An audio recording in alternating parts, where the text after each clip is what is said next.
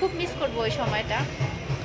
তবে এখন একটু শান্তি ফিল হচ্ছে, কারণ মনে হচ্ছে যে যত কিছু হয়েছে হাসি করা।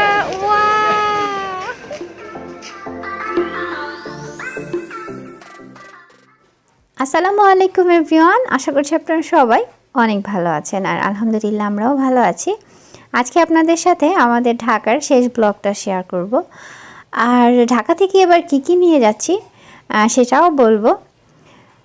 তো আমরা যেদিন ঢাকা থেকে চলে আসব ওদিন রাতে বের হওয়ার আগে হচ্ছে এখানে পিওলি হচ্ছে কি খিচুড়ি রান্না করেছে, ভুনা খিচুড়ি, মানে খুবই টেস্টি ছিল। কিন্তু আমি বেশি একটা খেতে পারিনি। আর অ্যাকচুয়ালি আমি জার্নি করার সময় অতটা খেতে পারি না। আর যেহেতু একটু বমির সমস্যা হয় তাই একটু ঝামেলা হয়ে যায় আর কি। তো যাই হোক, তারপরও মানে ভালোই খেলাম মজা করে। তারপরে বাসা থেকে এই তো বের হব। আর আসলে বিদায় সবসময় একটু খারাপ লাগারই হয়, কেন জানি না। কারণ আপনি যেখানেই থাকবেন, যেই পরিবেশেই থাকবেন, সেই জায়গাটার জন্য একটা অন্যরকম মায়া হয়ে যায়। তো যাওয়ার আগে হচ্ছে গিয়ে অপু আবার উবার কল দিল। তো আমরা হচ্ছে এখন উবার নিয়ে আর কি যাচ্ছি। এই কয়দিন তো সিএনজির মধ্যে দৌড়ের উপর ছিলাম, কিন্তু সিএনজি নিয়ে আসলে এতগুলো ব্যাগ ট্যাগ নিয়ে যাওয়া একটু কষ্ট, তাই উবার ওরা ডেকে দিল আর কি। তো তারপরেই তো এখন সব কিছু আফিফের আব্বু তুলছে গাড়িতে। তো যাওয়ার আগে পিয়াল আর পিউলি মিলে আফিফকে আদর করে দিচ্ছে। কিন্তু আফিফ হচ্ছে মানে যাওয়ার আগ থেকে একটু মন খারাপ, কিন্তু সে খুব এক্সাইটেড যে সে হচ্ছে গাড়িতে উঠবে, কারণ সে গাড়িতে উঠতে খুব পছন্দ করে। তো যাই হোক, আমরা এখন এখান থেকে হচ্ছে কল্যাণপুর যাব। আর কল্যাণপুরের থেকেই হচ্ছে টিকিট করা হয়েছে অলরেডি, সেখান থেকে আমরা বাসে উঠব। তো এই তো আফিফ বাবার মুড ভালো, কারণ সে গাড়িতে উঠেছে এই জন্য। আর এবার আসলে ঢাকায় আসা এবং যাওয়া সব কিছুর মধ্যেই অন্যরকম একটা মানে ভালো লাগা ছিল। আর এই সময়টা অনেক বেশি স্পেশাল হয়েছে এই কারণে, কারণ আমার ইউটিউব পরিবারের অনেকের সাথেই আমি দেখা করতে পেরেছি। তো এই জিনিসটা খুবই ভালো লেগেছে।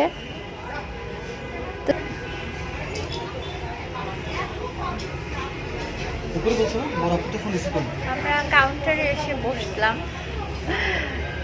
আর খুবই টায়ার্ড লাগতেছে, মনে হচ্ছে ঘুমে পড়ে যাচ্ছে আর কি। আজকে খুব সকাল সকাল ঘুম থেকে উঠছি, যার কারণে। আপনার কি অবস্থা? আমার অবস্থা শোচনীয় মনে হচ্ছে, কি জানো, 4 দিনে আমার ওজন মনে হয় মিনিমাম 4 কেজিতে কমছে। তো ভালো, কিটো ডায়েট করা লাগতেছে না। আমি জীবনে ডায়েট করছি না, বললাম আর কি। আর অনেক বেশি টায়ার্ড, অনেক। আফিফ ঘুমিয়ে গেছিল, কথার শব্দে উঠে গেছে, আবার ঘুমাইতেছে। বাবাটা আমার মানে এরকম আমাদের নিজেদেরও যেমন কষ্ট হয়েছে, আফিফেরও কষ্ট হয়েছে। আর আমাদের এবার ঢাকার মানে সবচেয়ে তিক্ত অভিজ্ঞতা হচ্ছে রাস্তা, মানে সেটাই, মানে কি যে পেইন দিছে যা বলার বাহিরে। ঠিক আছে, দোয়া করেন সবাই যাতে সহি সালামতে বাসায় পৌঁছাইতে পারি। ঢাকা থেকে এবার অনেক সুন্দর সুন্দর স্মৃতি নিয়ে যাচ্ছি, আর অনেক বেশি স্পেশাল একটা মুমেন্ট নিয়ে যাচ্ছি। আর যেটা বলবো, মানে খুব মিস করবো ওই সময়টা। তবে এখন একটু শান্তি ফিল হচ্ছে, কারণ মনে হচ্ছে যে যত কিছু হয়েছে এখন বাসায় যাইতেছি, নিজের ঘরে যাইতেছি, এর থেকে শান্তি আর কিছু নাই। মানে এতদিন মনে হচ্ছিল যে একটা মানে কি বলবো, ভ্রাম্যমান জীবন বা অস্থায়ী জীবনের মধ্যে বসবাস করতেছিলাম। তো আলহামদুলিল্লাহ এবার সহি সালামতে বাসায় যাইতে পারলেই হয়। তো ঢাকায় আসলে যেটা সবসময় হয় সেটা হচ্ছে ব্যাগ দুই একটা বেশি হয়ে যায়, দেখতেই পারছেন। আর এতগুলো ব্যাগ অবশ্য আফিফের আব্বুর একা ক্যারি করতে একটু কষ্টই হয়ে গেছে। তো আমাদের গাড়িও চলে আসছে এর মধ্যে, তো গাড়িতে সব কিছু তুলে দিচ্ছিল। আর আমি যতটুকু পেরেছি আপনাদের সাথে ভিডিও করে শেয়ার করার চেষ্টা করেছি। আর ঢাকায় আসলে যেমন একটা ভালো লাগায় কাজ করে, চলে যাওয়ার সময় একটা খারাপ লাগা কাজ করে, এটাই স্বাভাবিক।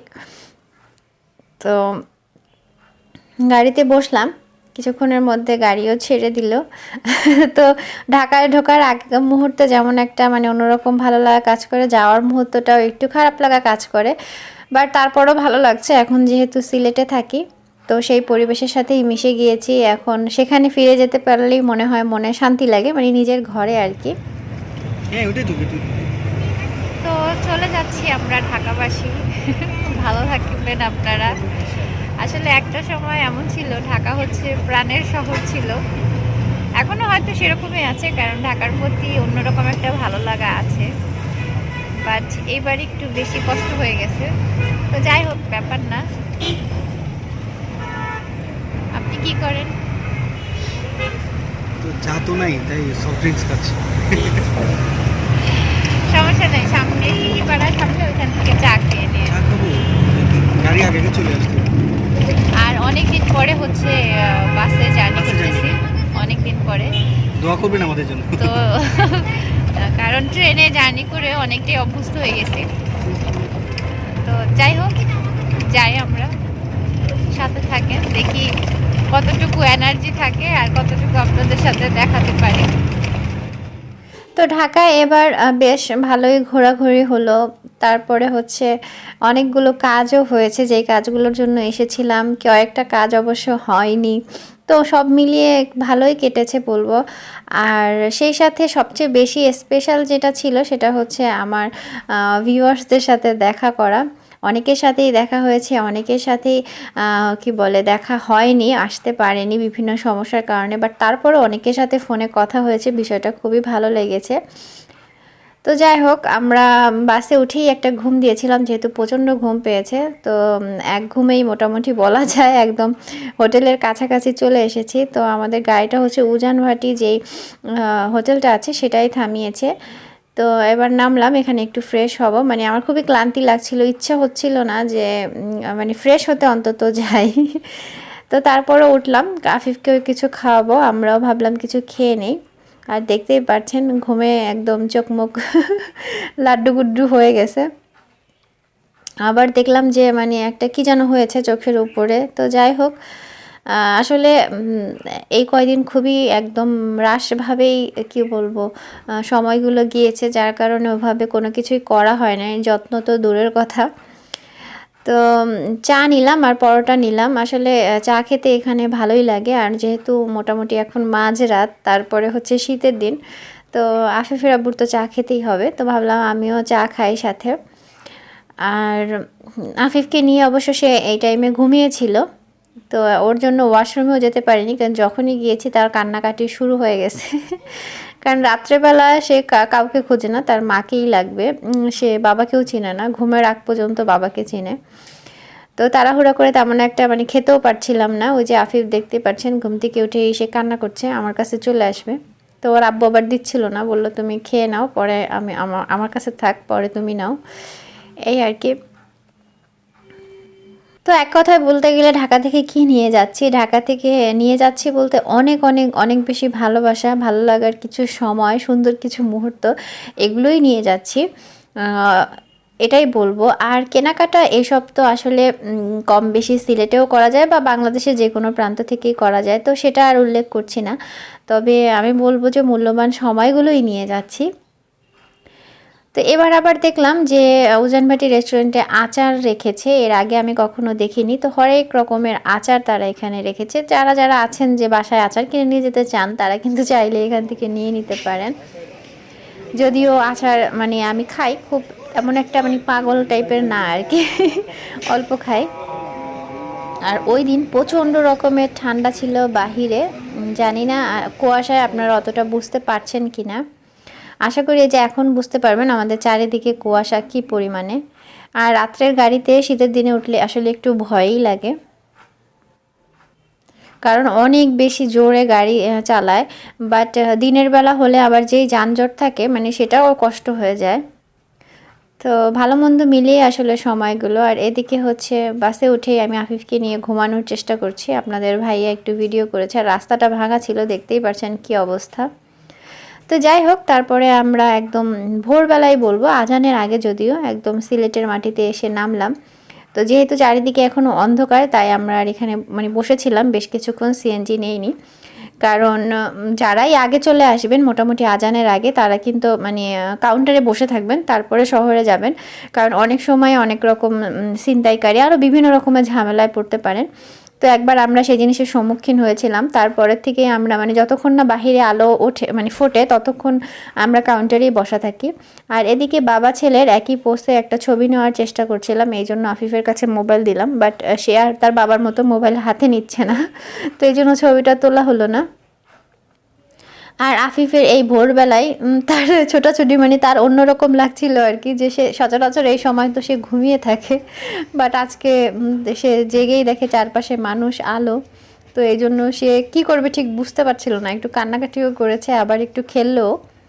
তো আমরা বেশ কিছুক্ষণ এখানে বসলাম, তো তারপরে হচ্ছে যখন আজান দিয়ে দিল তারপরে সিএনজি নিলাম, এই তো এখন বাসায় যাব আর নিজের ঘরে ফিরে যাচ্ছি। এটার মধ্যে অন্যরকম একটা ভালো লাগা, আমার মনে হয় এটা সবারই ফিল হয়, কারণ আপনার ঘর আপনার যেমনই হোক না কেন, বাট সেইটায় ঢোকার পরে যে এরকম একটা শান্তি ফিল হয়, পৃথিবীর অন্য কোনো জায়গায় সেই শান্তি ফিল হয় না, এবং আপন আপন নিজের নিজের একটা যে ভাব সেটা আসলে কিন্তু আসে না, আমার এটাই মনে হয়, আমি জানি না আপনাদের কি মনে হয়। তো তারপরে সব কিছু রেখে ফ্রেশ হয়ে একটা ঘুম দিয়েছি, ঘুম দিয়ে মোটামুটি কি বলবো দুপুর 11টা সাড়ে 11টার দিকে মনে হয় ঘুম থেকে উঠেছি। আর এই যে কিছু জিনিস আপনাদের দেখাচ্ছি, এটা জিনিস না আসলে, এটা বেসিক্যালি ভালোবাসা, বড় বোন দিয়ে দিয়েছিল এগুলো, তো একটু দেখাচ্ছি একটু পরে। আর ব্যাগ খোলার সাথে সাথে আফিফ ওর গাড়ি দেখেছে, এখন সে গাড়িই নিবে, তো আফিফের গাড়িটা বের করে দিচ্ছিলাম। তো ও সচরাচর তেমন কোনো জিনিস এখনও দেখি না যে ওরকম বেশি লাইক করে, বাট ও গাড়িটা খুব লাইক করেছে, ও মেলাতে দেখেই মানে ওটার দিকেই ওর চোখ ছিল, এতগুলো খেলনার মাঝখানে মানে ও ওটাই নিবে, তো এই জন্য আফিফের জন্য এই গাড়িটা কিনেছিলাম মেলা থেকে। আর এত সময় আফিফও আমাদের সাথে ঘুমিয়েছিল, ওকে ঘুম থেকে উঠিয়ে ফ্রেশ করে খাইয়ে দিলাম, তারপরে ভাবলাম গোসল করাবো, এই জন্য আর ড্রেস ওইভাবে চেঞ্জ করিনি। তো কালকে রাতে যখন চলে আসবো আপুর থেকে মানে বিদায় নিয়ে আসছিলাম, তখন হচ্ছে আপু ওই খাবার দাবার এতগুলো ধরিয়ে দিয়েছে হাতে, বলতেছে যে গাড়িতে তোমরা খাবা। তা আসলে এগুলোই বোনের জন্য, বোনের ভালোবাসা। আর ঢাকা জার্নিটা এবার এই জন্য অনেক বেশি স্পেশাল হয়ে গেছে, কারণ বোনকে পেয়েছি, এতদিন ফোনে কথা হতো, এখন বাস্তবে দেখা হলো, মানে সরাসরি একটা মানুষের সাথে মেশা মানে কথা বলা, সেটা সত্যিই অন্যরকম। তো যাই হোক, আপুকে সরাসরি এবার দেখতে পেলাম, কথা বললাম, আর তার আন্তরিকতার কথা আর নাই বা বলি, আর বোনের জন্য বোনের এটা থাকবে, এটাই স্বাভাবিক, এটা আসলে বলার কিছু নেই।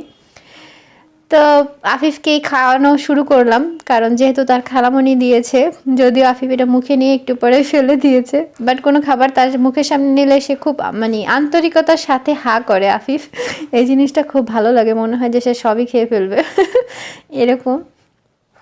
তো আপু হচ্ছে লাড্ডু, তারপরে হচ্ছে এখানে ক্রিম রোল দিয়ে দিয়েছে। আমি কোনো এক ভিডিওতে হয়তো বলেছিলাম যে আমি ক্রিম রোল খেতে পছন্দ করি, মানে আপু যা যা শোনে সব কিছুই নোটিস করে রাখে, যে ও এটা বলেছে, এটা পছন্দ করে, মানে আমি খুবই অবাক হয়েছি আর কি, মানে বলে বোঝাতে পারবো না। তো আপুকে বলেছিলাম অবশ্য যে এরপর থেকে আমি আর বলবো না কোন জিনিস আমি পছন্দ করি, কিন্তু ভিডিওতে কথা বলতে গেলে পছন্দের জিনিসটা কিন্তু মুখে চলেই আসে। তো ঢাকার সময়টা আমাদের যেমন আনন্দে কেটেছে, ঢাকা থেকে ফিরে এসে আমরা একটা বিয়ের প্রোগ্রামে অ্যাটেন্ড করব। তো আপনারা সবসময় কিন্তু বিয়ের যে ভিডিওগুলো অনেক বেশি পছন্দ করেন, আর আপনাদের সাথে এবার আবার সিলেটি বিয়ের প্রোগ্রাম শেয়ার করব, তো আশা করি আপনাদের ভালোই লাগবে। আর নতুন সেই ব্লগগুলো দেখতে অবশ্যই চ্যানেলে চোখ রাখতে ভুলবেন না। আর আজকের ভিডিওটি কেমন লাগলো সেটাও কিন্তু কমেন্টের মাধ্যমে জানাতে ভুলবেন না, ভালো লাগলে ফ্রেন্ডস অ্যান্ড ফ্যামিলির সাথে শেয়ার করে দিবেন। আর আমাদের জন্য অনেক অনেক বেশি দোয়া রাখবেন, আপনাদের জন্য রইল অনেক অনেক দোয়া আর ভালোবাসা। তো ভালো থাকুন সবাই, আল্লাহ হাফেজ।